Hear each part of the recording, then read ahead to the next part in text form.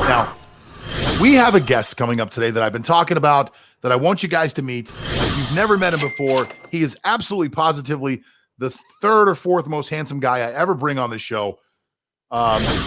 Maybe less. I don't even know. Who pays attention to these things. But he is the guy. He is the guy that, without a shadow of a doubt, has made me more money this year than anybody else. Now, granted, I only have invested in regular gambling, which I tell myself what to do, and fantasy sports. So Michael is number one with a bullet. They call him the Charm City Cash Cow. Third most handsome guy to ever be on the show. Michael Schussler, how are you, buddy? I'm doing well, John. Nice to see those Steelers get a win. I mean, as a Ravens fan, I'm actually sitting there cheering for the Steelers yesterday. Yeah, you have to, right? I had to. And, it felt good. It felt good to see Juju catch that touchdown. I see we have a comment here. Juju can do his TikToks after he actually, almost has 100 yards. He didn't quite get 100 yards because he just somehow can't do it anymore without AB. But listen to me. Stop right there. He cannot do his TikToks anymore. First of all, I think that entire thing is ridiculous. Yeah. Standing in front of the camera, doing a stupid dance so everybody can look at you is completely ridiculous. But let's imagine for a second that it's okay and people are fine with it. Okay, that's good. That's your choice. You can't do it before the game.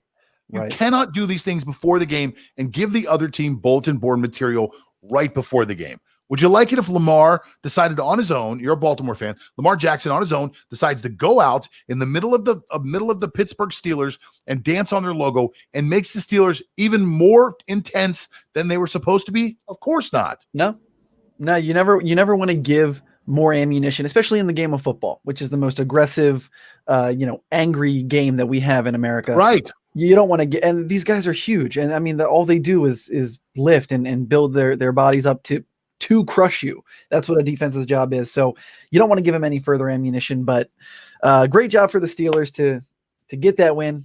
Helps the Baltimore Ravens. So I love it. Speaking of making money, John. Now, hang on just real quick, Michael. We do have a lot of people watching today. So anybody out there that wants to send some messages to Michael in the chat room, at the end of the segment, Michael will answer your questions. So if you guys want to throw them out there, have some patience, stick around. Michael will answer your questions if we can get to all of them at the end of the segment. So go ahead, Michael. I'm sorry to interrupt you.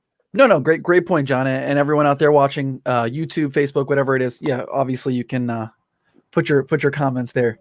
So speaking of making money, though, you made over $1,000 with me. I love to see that. Love to hear that. Can I do? Yes, no, I can. We cannot dance on TikTok. I had to answer it. I had to answer that one right now. You will not be dancing on TikTok. You have to follow my TikTok for that, which I don't have. But I made I made now over $2,000 with just one bet this year, John. Can you guess what it is that happened last night? I know exactly what it is, actually. Yeah, I know exactly what it is. It's your boy from Green Bay. Mm-hmm. You have been all over this since week one. You've been telling me this is my bet. I'm going to make it every weekend, and I'm going to win every weekend. I thought you were crazy, but Davante Adams first touchdown every damn week. It's plus 490, plus 500 on whatever sportsbook you use. I'm telling you guys, and that bet will still exist as the Packers get into the playoffs. So there's no reason to stop now. Aaron Rodgers isn't going to stop looking at him. He isn't going to want to stop having a monster performance. Just really quick, let me just tell people what you're talking about. Michael is a fantasy expert, but he does take some of his expertise into what we call prop bets. Yeah. And a prop bet is just saying that someone's going to do something. Mm-hmm. For the Super Bowl, the prop bet will be how long is the national anthem going to be. For a regular game, it could be who's going to score the first touchdown. And you have over and over again said that Davante Adams is going to score the first touchdown of every Green Bay game. And do you even know the record this year? How many games have you won? Oh, I think it's 8, maybe 9 out of 16 so far. And and just any bet that is that favorable with those kind of odds, you're making money on top of money. Like it's a no-brainer to just hit that every week. So everyone out there listening, Davante Adams first touchdown, just keep doing it until the sports books, come around to it. But yeah, at 5-1, that's crazy money. Absolutely. But anyway, great weekend for football. Great weekend for the Ravens and the Steelers, who have, clinched a playoff berth now. Boom. It'll be exciting for sure. All right, so let's get to your fantasy champs and chumps for the day. Okay, so week 16. almost through it. Only one game left. The Bills and the New England Patriots tonight. But this is week 16 is the fantasy championship for every respectable league. Okay. So all games were won and lost. Fantasy seasons won and lost for season-long leagues yesterday, Saturday. So I'm going to give you my fantasy champs and chumps of this past week. All right. These are players who changed the game for everyone. Let's do it. You got to start with Alvin Kamara, who had 155 rushing yards, 6 rushing touchdowns. What a huge game against the Vikings. Yeah, that's good for a huge game. And he actually had a 7th rushing touchdown that got called back.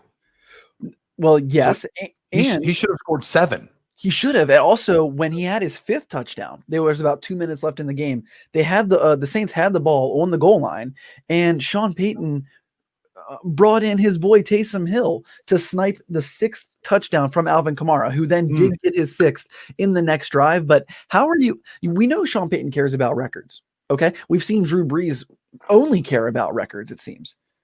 How are you not going to give your man Alvin Kamara, who you only give about 11 rushes to per game for some ridiculous reason? How are you not going to give him 7 touchdowns to break the NFL record for rushing touchdowns? Like I could not imagine that. What he must have been going through. I mean, sure, he had a great game. He tied the record with 6 touchdowns, but what does Taysom Hill do to deserve that goal line carry? I can't answer that. Frustrating for Alvin Kamara. Frustrating from a fantasy standpoint, but from a NFL coaches, years ago there was this huge controversy of the Super Bowl, Chicago Bears in the Super Bowl. Mike Ditka decides to give the ball to Refrigerator Perry to score instead of Walter Payton. Oh, Walter Payton doesn't get to score a touchdown. Walter Payton didn't care. He just wanted to win the Super Bowl. I mean, would it be nice to score a touchdown in the Super Bowl? Sure, but who cares? At the end of the day, he's a Super Bowl champ. He gets the ring, he gets the jacket. He's the man. So I don't know that a coach sits there and says, I want to break a record for this guy. Now, if it's a Drew Brees, if it's an older guy that's been around a long time, you may be a little more conscious of it. But somebody like an Alvin Kamara who's only been around for a few years, I don't know that he gets that type of rub from the coach to be like, I got to take care of Alvin. That's a fair point. But they were winning. They were up by 20 points. I mean, the game was over with 2 minutes left. So whatever. We know Sean Payton loves Taysom Hill. Maybe Sean Payton had a Taysom Hill anytime touchdown bet that he wanted to. But so Alvin Kamara has got to be the king of kings on week 16. I mean, this is what you drafted him for. This is what you use a 1st round pick for. He's a lock, absolute lock for fantasy. And he came through big time for everyone. That's the 2nd highest fantasy performance from any player this year behind Tyreek Hill in week 12. Okay. Alvin Kamara is the 1st champ. 2nd champ, guy we just talked about. Guy who's made me over $1,500 this year by himself. That's Davante Adams, who against the Titans last night had another 11 receptions, over 140 yards and 3 touchdowns. Good for 43 plus fantasy points in a PPR format. It was his 5th multi-touchdown of the year, his 2nd game with 3 touchdowns, and he's the number 1 scoring wide receiver in all of football, despite missing 2 games due to injury. And he's only Davante, right? Davante Adams. He's only had 3 games this year without a touchdown. He's insane. And another guy who is a 1st to 2nd round pick in fantasy. He came through for all of the owners out there like he has all years when he's been on the field. So real quick, Davante Adams is averaging 1.3 touchdowns per game. That rate has only been matched 4 times in NFL history.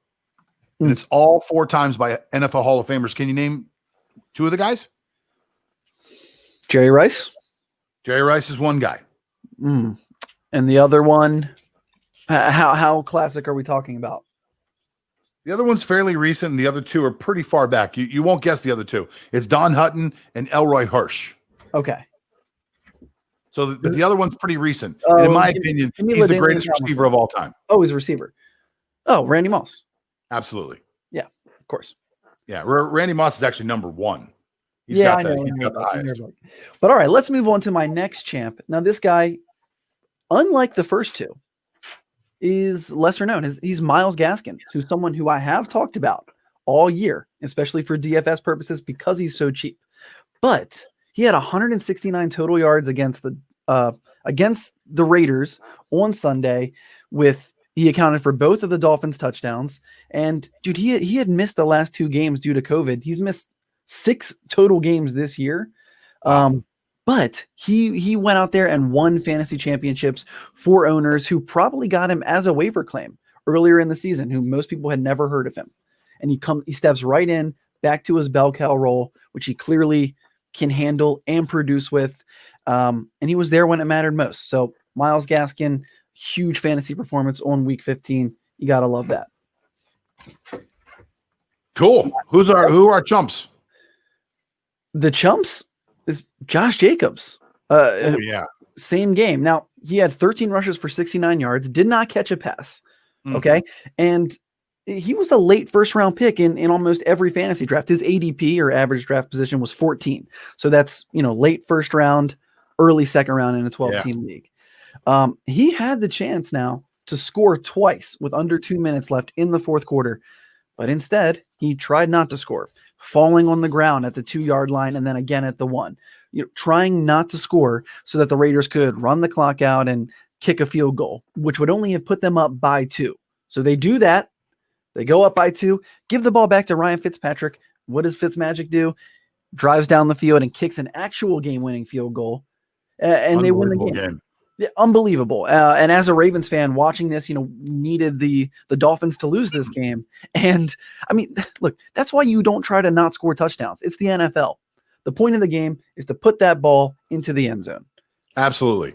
Twice. What an incredibly huge blunder by John Gruden. Absolutely. Just a terrible coaching move, huge blunder, just trying to be too cute and just trying to quote unquote out coach the other guy.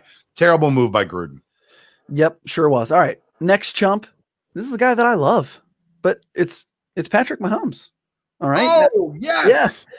Now just for this week, because he had his 6th lowest yardage production of the year against the Falcons. Come on, Mahomes. People needed you this week. Of any week, they needed you. And he was the first quarterback taken in almost every draft.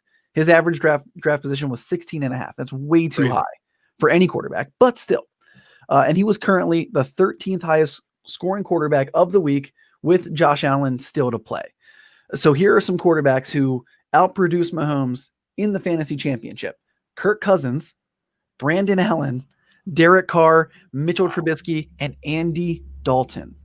I would have been the guy who won his championship with Brandon Allen, because that guy is a genius. That guy who was I'm taking this guy. I don't know how that guy got to the championship, but if you had Brandon Allen, that's ballsy. Yeah, right? Rewarding. All right. So Patrick Mahomes, as much as I love him, he disappointed fantasy managers in the championship. My final chump, another guy who's been phenomenal this year, but it's Derrick Henry, who you mentioned had 98 yards. He had 98 yards, okay?